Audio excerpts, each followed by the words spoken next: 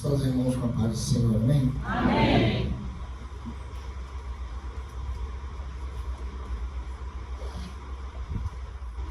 Também assim. Vamos louvar o Senhor com o hino 425 da nossa vida. Fui falar no mundo em obediência.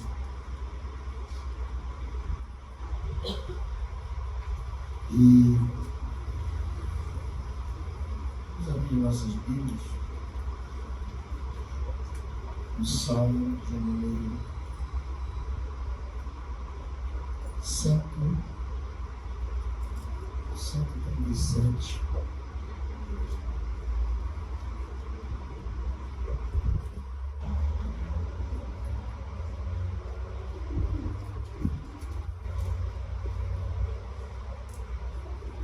O Salmo 137 e o Salmo 126.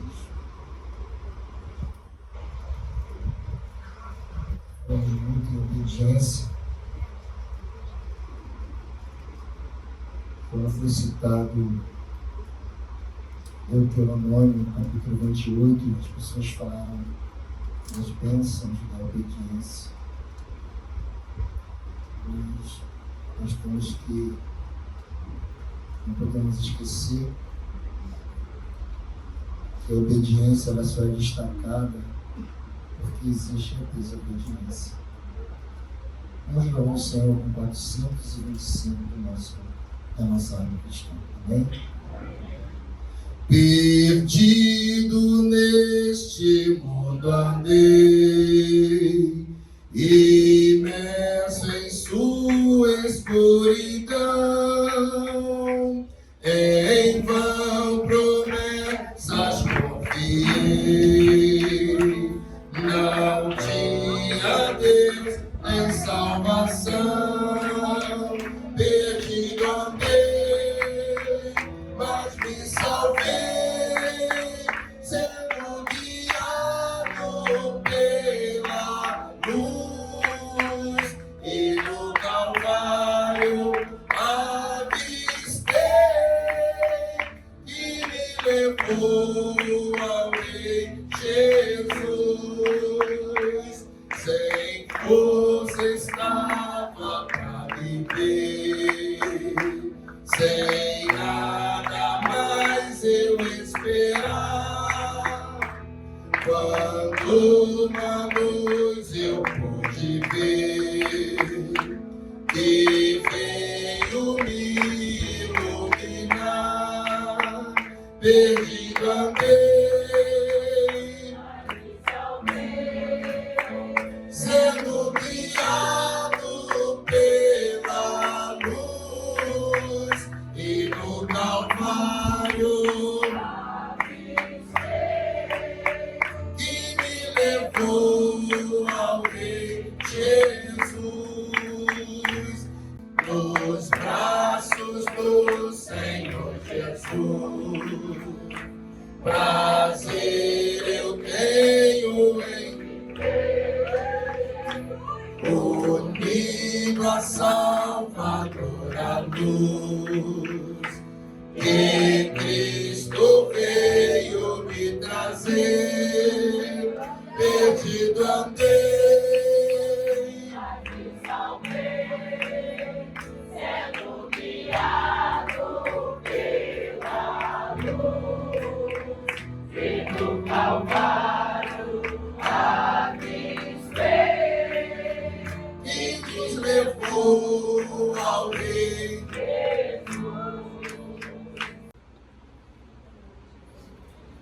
Eu aprendi que você pode conquistar o mundo, mas se você não conseguir conquistar a tua salvação, de nada vale a tua vida, nada vale. E como foi dito desde o início sobre a questão da obediência, vamos ler aqui no Salmo 137, o primeiro versículo. Medite, não é isto? Que guarde o preceito do Senhor teu Deus, anda nos seus caminhos, Guarde os seus estatutos, os seus mandamentos, os seus juízos, como está escrito na lei de Moisés, porque não adianta você pregar bonito, não adianta você profetizar bonito, não adianta você, né, como o pastor Walter falava, você lamber o chão da igreja, meter a língua e limpar com, né, o chão com a língua, não vai adiantar, porque isso não vai levar ninguém para o céu. O que irá nos levar para o céu é quando você luta para você ser igreja. Porque o sangue de Cristo, ele não é aspergido no crente. A aspersão do sangue não é sobre aquelas pessoas que passaram pelas águas ou aquelas pessoas que aceitaram Jesus. O sangue de Cristo, ele é aspergido quando eu sou igreja. Aonde nós vemos aí? Abra a tua Bíblia aí em Hebreus capítulo 13, no versículo... Me falhou a memória. No versículo... Hebreus 13, no versículo...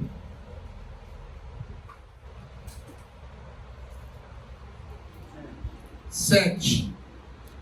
Lembrai dos vossos guias, os quais nos pregaram a palavra de Deus. Considerai atentamente o fim da sua vida e imitai a fé que tiveram. Ele manda você olhar para aquela pessoa que dedicou a vida em pregar o Evangelho e te ensinar como temer, como louvar a Deus. Ele manda você imitar a fé, a confiança, a perseverança, como mesmo em meio a muitas tribulações, mesmo em meio a dificuldades, a privações, aquela pessoa que te ensinou o Evangelho, ela não desistiu. Mesmo tudo, né, mostrando, é como se ele tivesse ido de encontro, né, na contramão do mundo, mas a pessoa não desistiu de pregar o Evangelho. Então ele fala, olha para o seu pastor, olha para os teus guias. Ele não está mandando você ser clone, não. Ele está mandando você imitar a fé.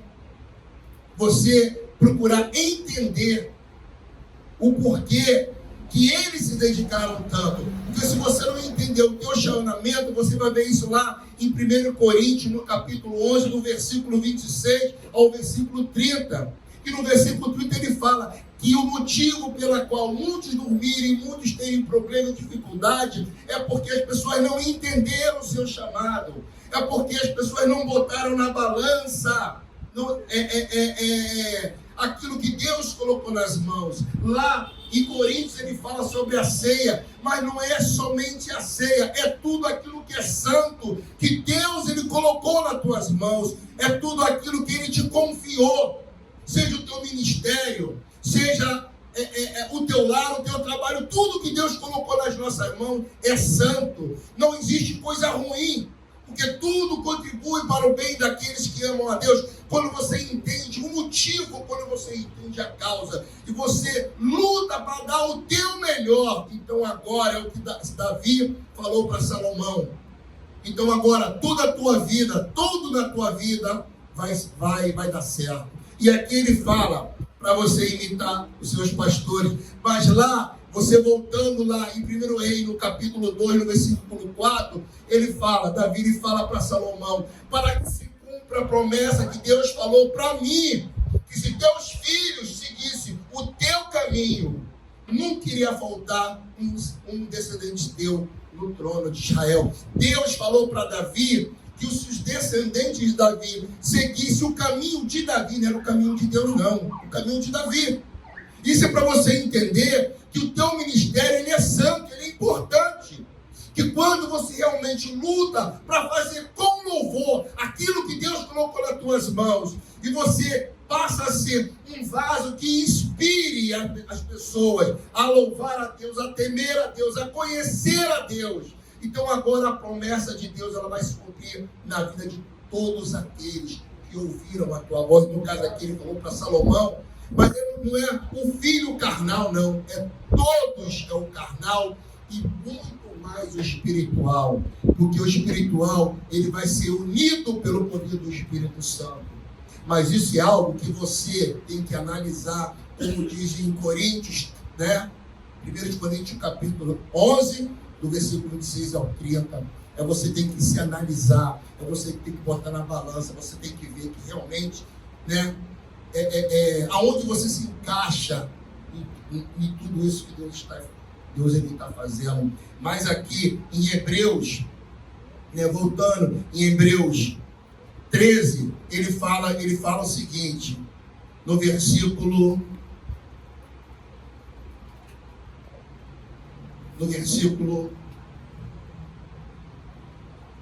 11, quando ele diz assim: pois aqueles animais cujo sangue é trazido para dentro do santo dos santos pelo sacerdote, como oração pelo pecado. Então, quando era feito um sacrifício, quando foi dito há pouco, que não é você ser crente, não é você pregar, não é profetizar, é você ser igreja, para que Deus ele possa atender a tua oração. Então aqui ele fala que o animal, quando ele era sacrificado, o sangue dele era aspergido dentro do templo, no santo do santo, e o corpo era queimado fora do arraial, porque o corpo é, como Davi fala no Salmo 91, ele é um sinônimo de pecado. Em pecado, gerado em pecado, gerou minha mãe. Então o sangue do corpo é levado para fora, é queimado, e lá ele fica, ele é enterrado e dá fim a ele. Então ele fala agora, semelhantemente, ele diz, versículo 12, por isso também Cristo Jesus, para santificar o povo, seu próprio sangue sofreu fora da porta do arraial. Então Jesus ele foi crucificado fora da cidade, mas o martírio dele foi aonde? Dentro da cidade. E conforme ele foi sendo guiado, conduzido até, né, o Gólgota, o sangue dele foi fazendo o quê? Foi sendo aspergido, foi lavando as ruas de Jerusalém, foi purificando aquilo. Para quê? Para mostrar para nós a importância do sangue dele. Só que agora Jesus ele está na glória. E ele fala que depois da morte dele, quando o véu foi rasgado, todos nós temos acesso ao Santo dos Santos. Acesso esse que só quem tinha isto era os sacerdotes. Mas não é porque o véu foi rasgado, não é porque Jesus morreu que eu tenho acesso, não. Porque se eu entrar no Santo dos Santos, e na hora que eu entrar, se Jesus não aspergiu sangue sobre a minha vida, eu vou ser destruído. Volta, abre a tua Bíblia aí, em Hebreus não, em 1 Coríntios 11, 1 Coríntios 11, ele diz o seguinte: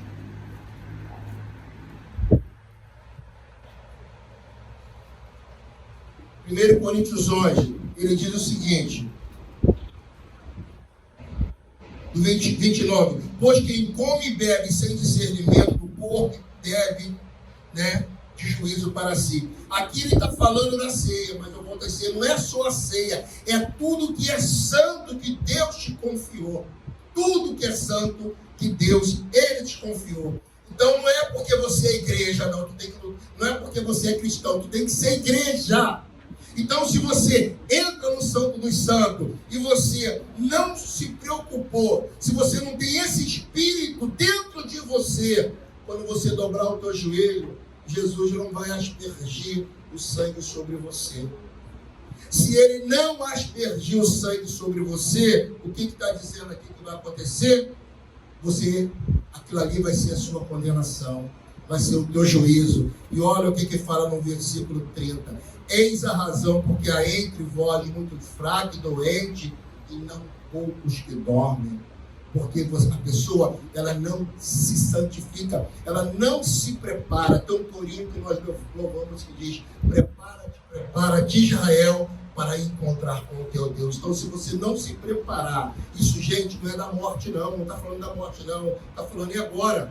É quando eu dobro meu joelho, é quando eu clamo, é quando eu entro no Santo dos Santos. Então, eu tenho que lutar para ser igreja. Esse Espírito ele tem que habitar em mim. Porque quando esse Espírito habita em mim, e eu dobro meu joelho, e eu entro no Santo dos Santos como igreja, então Jesus, ele asperge o sangue. O sangue de Cristo é para a igreja. não é para o crente, não é para quem se batizou, não, é para a igreja. Então, se você não lutar para ser igreja, esse sangue não vai ser aspergido na hora que você estiver orando. Aí você vai ver a pessoa, ela faz campanha, ela sobe no monte, ela ora, ela jejua, ela clama, é corrente disso, corrente daquilo, e não acontece nada. Por que não acontece? Porque ela ainda não é igreja. Ela não é igreja. E o sangue de Cristo só é aspergido sobre a igreja. E nós somos o quê? Deveríamos ser o quê? Igreja de Cristo. Por isso que Deus falou para Abraão: Abraão, aonde você for, tu será o quê? Uma bênção. Porque não é o tempo. Aqui nós apenas nos reunimos. Aqui, cada um de nós somos uma igreja individual. E aonde você for, se você realmente for a igreja, você será uma bênção. Você vai chegar no local, está tudo de cabeça para baixo. Você chega, as pessoas vão ter paz, vão ter harmonia, elas vão começar a raciocinar melhor. Se há dor de cabeça, ela vai passar. Se dá agitação, ela passa. Muda, porque você é igreja. O Espírito está contigo. E quando você entra, uma legião de anjos entra na tua frente e vai jogando aqueles demônios tudo por terra. E o nome de Deus é glorificado. E Jesus vem e asperge o sangue. E ele santifica aquele local, porque a igreja está ali. E aonde a igreja está tem que ser o quê? Lugar santo. Essa é a diferença. Isso é a diferença. Então, quando ele fala lá no Salmo 137, o povo junto aos rios da Babilônia, eles estavam passando por um momento de dificuldade, que eles tinham sido exilados, 70 anos foram levados, e eles não entoavam mais, voltando lá, eles não entoavam mais o cântico a Deus. E o povo falava: às margens do rio da Babilônia, nós nos assentávamos e chorávamos, lembrando de Sião, nos salgueiros que lá havia, penduravam as nossas harpas, pois aqueles que nos levaram cativo nos pediam canções, e os nossos opressores que fôssemos alegres, dizendo: entoai um cântico de Sião. Como, porém, poderíamos entoar um cântico em terra estranha? Então você vê que o mundo, ele exige de nós. O mundo exige, o mundo é Deus mostrando para nós que não importa a situação, não importa o momento, você tem que exalar o perfume de Cristo. É aquela jovem lá na Síria, de Naamã, ela mesmo cativa, sendo tirada, arrancada da casa dela, ela exalou o bom perfume do Senhor, e ali, por causa dela, houve paz entre Israel e a Síria durante muito tempo. Muito tempo, e ela deixou de ser escrava, ela foi livre, porque ela era uma igreja. Ela não era apenas uma judia, ela era uma igreja de Deus aqui na terra. E Deus ali fez a diferença. Então isso aqui é o servo de Deus. Isso aqui, eles estavam vivendo isso aqui, o quê? Porque em algum momento, veio o reino do sul, Deus destruiu, usando o rei da Síria. O reino do norte ficou 210 anos. E eles acharam que com eles não iria acontecer. Mas acontece. Depois de 210 anos, o rei, Nabucodonosor, vem e faz o que faz com eles. E eles começam a chorar. Eles começam a se lamentar. Mas não adianta chorar. Não adianta chorar. Não adianta murmurar. É o hino 302 da harpa. No mundo murmura-se tanto, entre os que cristãos dizem ser. Em vez de louvor, há pranto, fraqueza em lugar de poder. O mundo não quer saber se você está passando por dificuldade, se está ruim para você, se está difícil, não. Eles olham para você e veem em você um servo de Deus. E o que se espera de um remédio é que ele cure. Se aquele remédio não cura, ele não presta. E o que se espera de um servo de Deus é aqui, o Salmo 137. Entoe um cântico para nós. Nós queremos ver essa alegria que nós já ouvimos falar do teu Deus, que nós iríamos ver. Quem diria que nós iríamos viver os planos de Deus nas nossas vidas? Tudo isso, meus irmãos, porque você passou a obedecer a voz de Deus na tua vida. É somente isso. A única coisa que Deus requer de nós é o nosso coração. Vê o que Davi fala. Depois você vê o capítulo 2 de 1 Reis. Ele fala: se você, meu filho, seguir as minhas pisadas, obedecendo a palavra de Deus, você será bem-aventurado em tudo aquilo que você fizer. Eu vejo aqui muitos jovens, né? Quando eu cheguei na obra, eu tinha 23 anos. 23 anos. E eu estou com 59. Gente, eu passei muita coisa. Muita coisa. E pela minha dureza, muitas boas oportunidades fugiram pelas minhas mãos, porque eu deixei que a ânsia da juventude ela me controlasse. Não cometam esse erro, porque Deus, Ele vive e Ele está presente no meio de nós. E Ele fez uma promessa, Ele disse: eu vou, mas vós nunca estarão só, porque eu estou convosco. E nesta manhã Ele está no meio de nós. Então, que você, igreja, eu quero crer que todos são igreja, independente de qual seja a situação, não deixe de louvar a Deus. Se você estiver mal-humorado, chateado, ninguém descendo de barato, eu entendo, mas não deixe de louvar a Deus. Não deixe de louvar. Porque o que vai fazer a diferença na nossa vida é quando nós lutamos para sermos a igreja. Porque quando você é a igreja, este sangue, ele estará sempre presente sobre as nossas vidas. Amém? Amém. Uma salva de palmas.